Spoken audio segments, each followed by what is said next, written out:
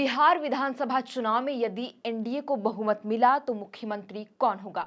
पिछले करीब 4 महीने से ये सवाल प्रदेश के सियासी गलियारों में तैर रहा है। अटकलें हैं कि एनडीए इस बार नीतीश कुमार की जगह किसी अन्य नेता को मुख्यमंत्री बनाने पर विचार कर सकता है और इसकी वजह है नीतीश कुमार का स्वास्थ्य। पिछले 4 महीने में कई बार सार्वजनिक मंच पर नीतीश कुमार ने ऐसा व्यवहार किया है कि उनके स्वास्थ्य और मानसिक दशा पर सवाल उठने लगे हैं। विपक्ष ने भी कई मौकों पर नीतीश कुमार को मुख्यमंत्री बने रहने के लिए अयोग्य बताया है। यहां तक कि दबी जुबान में सत्ता पक्ष की तरफ से भी नीतीश कुमार के नाम पर असहमति जताने की खबरें आई हैं। हालांकि नीतीश कुमार के सियासी भविष्य को लेकर जारी तमाम अटकलों और अफवाहों के बीच उनके बेटे निशांत कुमार का बड़ा बयान सामने आया है। निशांत कुमार ने कहा है कि मेरे पिताजी 100% फिट है। अमित शाह अंकल ने कह दिया है कि पापा ही सीएम चेहरा होंगे और इस बात पर कोई संशय नहीं है। बिहार में दोबारा एनडीए की सरकार बनेगी। गौरतलब है कि इससे पहले गृह मंत्री अमित शाह ने गोपालगंज में कहा था कि नीतीश कुमार और पीएम मोदी के नेतृत्व में बिहार का विकास हुआ है। अगला चुनाव भी हम नीतीश कुमार के चेहरे पर ही लड़ने जा रहे हैं। उप मुख्यमंत्री सम्राट चौधरी ने भी कहा था कि नीतीश कुमार ही एनडीए का चेहरा होंगे। इससे पहले भी निशांत कुमार बिहार के एक स्थानीय समाचार वेबसाइट को दिए इंटरव्यू में कह चुके हैं कि उनके पिताजी बिल्कुल ठीक है। उन्होंने कहा था कि उनके पिताजी के स्वास्थ्य के बारे में जो भी कहा जा रहा है वह केवल नकारात्मक एजेंडा है और कुछ नहीं। निशांत कुमार ने कहा था कि उनके पिताजी नीतीश कुमार अगले 5 साल तक बिहार की सत्ता चलाने के लिए बिल्कुल काबिल है।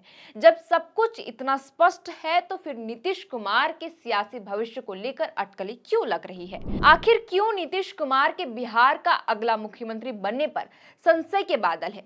क्यों जेडीयू और भाजपा के नेताओं को आगे आकर सफाई देनी पड़ती है। दरअसल बीते रविवार को दिल्ली में महात्मा ज्योतिबा फुले जयंती पर राष्ट्रीय जागृति महासम्मेलन का आयोजन किया गया था।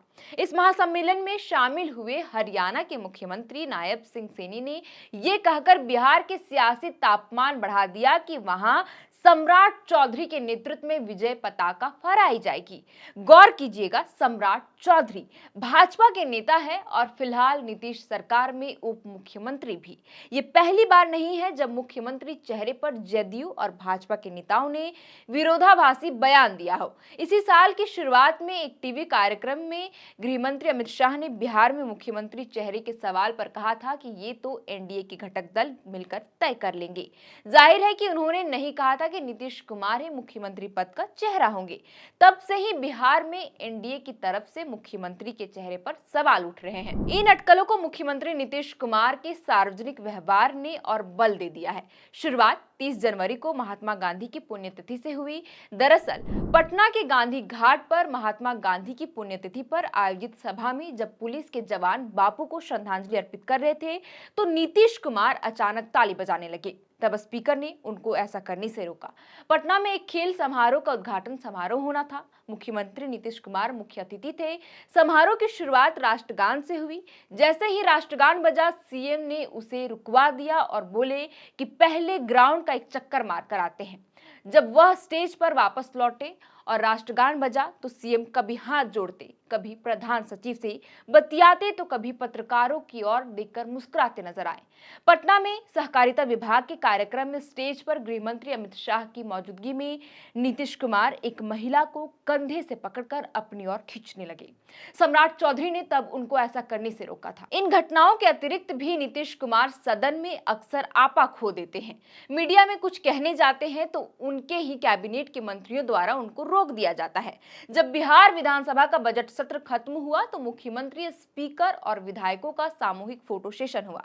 इस फोटो सेशन के दौरान सारे विधायक सावधान की मुद्रा में खड़े थे, लेकिन सीएम नीतीश कुमार फोटोग्राफर्स की ओर हाथ जोड़ने लगे। तब तकरीबन जबरदस्ती उनकी ही पार्टी के विधायक और मंत्री ने उनका हाथ नीचे किया। इन घटनाओं ने न केवल विपक्ष बल्कि भाजपा के विधायकों को भी ये कहने का मौका दिया कि नीतीश कुमार को संरक्षक बनाकर सीएम पद के लिए कोई और चेहरा तलाशा जाए। हाल ही में वरीय भाजपा नेता अश्विनी चौबे ने कहा कि नीतीश कुमार को केंद्र की एनडीए सरकार में उप प्रधानमंत्री होना चाहिए। इस बयान को भाजपा की उस छपी हुई रणनीति के रूप में देखा गया जिसके तहत नीतीश कुमार को केंद्रीय कैबिनेट में कोई महत्वपूर्ण मंत्रालय देकर बिहार की सियासत से दूर किया जाएगा।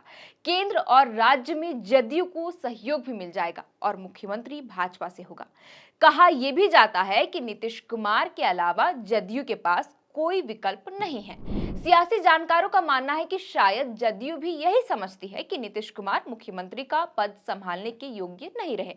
उनका सार्वजनिक व्यवहार अनियंत्रित हो चला है। वह अब विकल्पों की तलाश में जुटी है। नीतीश कुमार को लेकर जदयू की चिंता को बल भी मिला जब वर्षों तक राजनीति से दूर रहे नीतीश कुमार के बेटे निशांत कुमार को अचानक फ्रेम में लाया गया। शायद जदयू की ये योजना है कि निशांत कुमार को आगे लाकर नीतीश कुमार का विकल्प बनाया जा सके। निशांत कुमार को एनडीए की ओर से सीएम चेहरा घोषित किए जाए और नीतीश कुमार को केंद्र में मंत्रिमंडल या फिर राज्यसभा सांसद के तौर पर सेट किया जा सके। संभावना है कि बीजेपी इससे सहमत भी होगी क्योंकि उसे केंद्र में जदयू की जरूरत है। गृह मंत्री और बिहार के उप मुख्यमंत्री कह चुके हैं कि चुनाव नीतीश कुमार के चेहरे पर लड़ा जाएगा।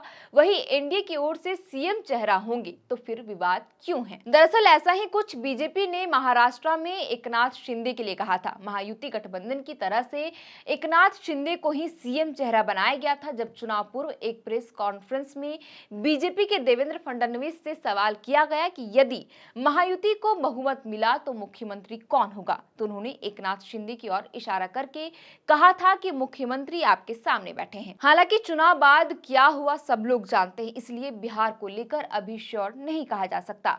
हालांकि गोपालगंज में गृह मंत्री नीतीश कुमार को ही सीएम चेहरा बता चुके हैं।